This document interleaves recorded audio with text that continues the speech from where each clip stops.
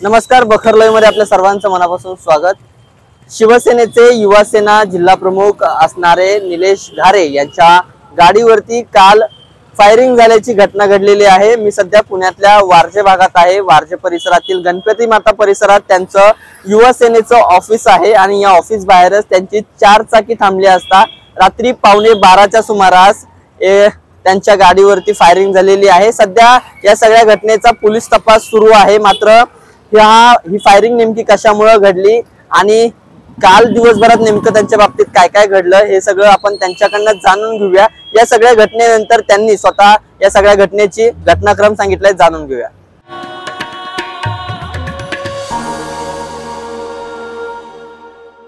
तुमच्या गाडीवर फायरिंग झालं, तुम्ही गाडीमध्ये होता का? किती गोळ्यांचं फायरिंग झालं, काय वाटतं आणि सगळं कशामुळे? मला दुपारी 2:30 वाजता एक सराईत गुन्हेगार विक्यानपूर याचा फोन आलता। फोन आला, त्यांनी कारणच सांगितलं नाही, फक्त तुला बघून घेतो, आती केली तू, माती करतो। अरे बाबा काय झालं ते सांग, तू माझ्या विषयाच्या मध्ये येतोय। अरे म्हणलं विषय काय तो सांग। तर विषय काय सांगितलं नाही, शिवी दिली, तुला बघून घेतो, आणि त्यानंतर फोन ठेवला। आणि त्यानंतर परत माझ्या टपरीवाल्याला फोन केला, ऑफिसच्या शेजारचा। त्याला म्हणला तू टपरी 7 दिवस बंद ठेवायची। तो म्हणला कोण बोलतोय? अरे तुला सांगितलं आता निलेश घारेच्या ह्याला म्हणजे शिवीत दिले, डायरेक्ट घोडा लावलाय, तू बंद करून ठेव, तुला सांगतो ते। आणि मग त्याच्यानंतर मग मी निलेश गिरमे आम्ही ह्याला जॉईंट सीपीकडे गेलो। मग तिथं पत्र दिलं की साहेब असं मला धमकीचा फोन आला, हे कॉल रेकॉर्डिंग आहे। मग त्यांनी सांगितलं की स्थानिकला पण द्या। मग मी म्हणलं वरनं आता खाली, कारण की मॅरेथॉनचं ते स्पर्धा असल्यामुळे ते होर्डिंगचा विषय होता, त्यामुळे त्या कामानिमित्त निलेश गिरमे बरोबर गेलो होते। जॉईंट सीपीनं पत्र दिलं, त्यांनी सांगितलं खाली जावं, खाली पीआयला दिलं। आणि रोजच्या टायमाला आपल्या हॉटेलला आल्यानंतर आम्ही बसलो थोडं इथं।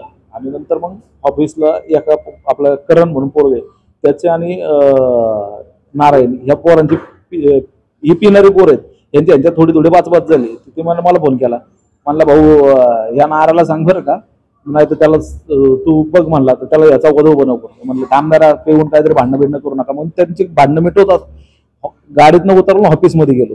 ऑफिसमध्ये गेलो आणि बसलो नाही, तेच गाडीवर फायर झाला इकडे, आणि एकच फायर झाला।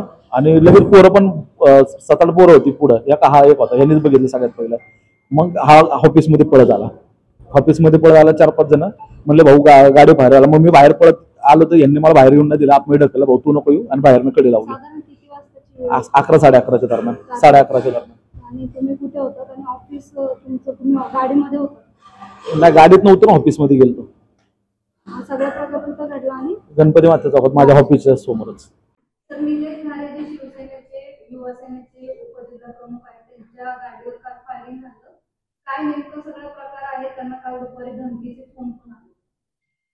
काल रात्री 11:30 11:30 दरम्यान वारजे उत्तरनगर रोड आहे, त्या रोडवर निलेश घारे यांचं कार्यालय आहे। त्या कार्यालयामध्ये ते बसले असताना त्या ठिकाणी त्यांची गाडी होती, क्रेटा गाडीवरती काही अज्ञात आरोपींनी येऊन त्या ठिकाणी काचेवरती फायर केला, अशी तक्रार आपल्याकडे प्राप्त झाली। तक्रार व्हेरीफाय केल्यानंतर त्या ठिकाणी फायर झालेलं निष्पन्न झालेलं, याच्यामध्ये एक खाली केस आणि एक बुलेट त्या ठिकाणी आपल्याला सापडले, गाडीवरती फायर केलेलं आहे असं निष्पन्न झालं। गाडीमध्ये कुणी नव्हतं, परंतु काहीतरी संशयित लोकांचे पण नाव आपल्याला सांगितले, त्याच्यावर पोलीस वर्कआउट करत आहे। आणि लवकरात लवकर ज्यांनी कुणी हा प्रकार केला त्याच्यापर्यंत पोलीस पोहोचून पुढची कारवाई करेल। ज्या वारजेमधल्या सराईत गुन्हेगाराचं नाव त्यांनी मलाही सांगितले, तर काय म्हणजे त्याच्यावरती आधी काही गुन्हे दाखल आहेत का? कारण त्यांनी वारजेमध्ये असे अनेक प्रकार केलेले नाही, त्याच्या पूर्वीचे गुन्हे दाखल आहेत, 5-6 गुन्हे दाखल आहेत। काही बावधन, सांगवी, काही निगडी या ठिकाणी आहेत, काही इकडे वारजेला पण आहेत। तर पूर्वी त्याच्यावरती वर्कआउट करत आहेत आणि ते पकडल्यानंतर पुढच्या सगळ्या गोष्टी निष्पन्न होतील। किती फायरिंग झालं होतं आणि किती जण होते?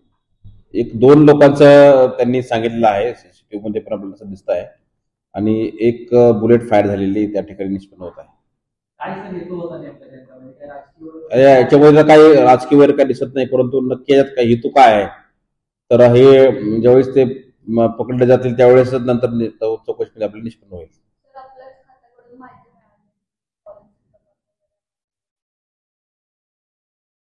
नवीन काही नाही, आता सध्या तपास सुरू आहे आणि आरोपी पकडण्याचं जे काम आहे ते पोलीस करत आहेत. त्या आरोपीच्या शोधानंतरच पुढच्या सगळ्या गोष्टी निष्पन्न होतील. त्यातला मोटिव्ह काय आहे, कशासाठी केलं, कोणी केलं, काय कारण होतं, ह्या सगळ्या गोष्टीचा उलगडा जो आहे तो आरोपी पकडल्यानंतर होईल. काल दुपारी जो धमकीचा कॉल आला होता त्याच्यामध्ये त्यांनी स्पष्ट जो कोणी कॉल करणार होता त्यांनी स्पष्ट तसे संकेत दिले होते आणि पुणे कमिशनर ऑफिसमध्ये सुद्धा घारेंनी तक्रार या संदर्भात तक्रार अर्ज केला होता. केलं असेल तक्रार, जी घटना कालची झाली त्याच्यावर मी तुम्हाला सांगतोय की याच्यामध्ये जे कोणी आता ज्याचं नाव त्यांनी सांगितलं नाही त्याच्यावर पोलीस वर्कआउट करत आहे त्याच्यावरती आणि पुढच्या गोष्टी ताब्यात निष्पन्न होतील.